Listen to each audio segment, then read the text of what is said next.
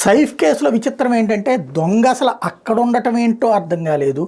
ఏకంగా 12 అంతస్తులు ఎక్కి మధ్యలో ఏ ఇంట్లోకి వెళ్ళకుండా నేరుగా సైఫ్ అలీ ఇంట్లోకి అడుగు పెట్టడం ఏంటో అర్థం కాలేదు. అది కూడా ఏసీ దాంట్లో నుంచి వెళ్ళి ఏసీ దాంట్లో నుంచి పారిపోవడం ఏంటో అర్థం కావట్లేదు.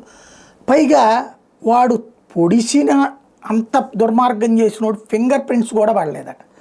ఇది విచిత్రమైనటువంటి అంశం.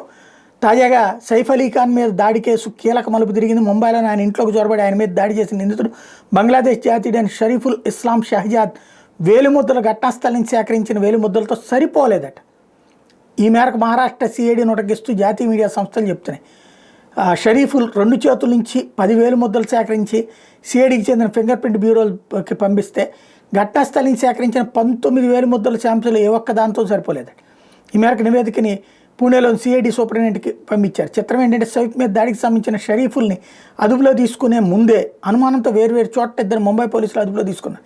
అయితే ఆ ఇద్దరికి కేసుతో సంబంధం లేదని నిర్ధారించుకుని వదిలేశారు.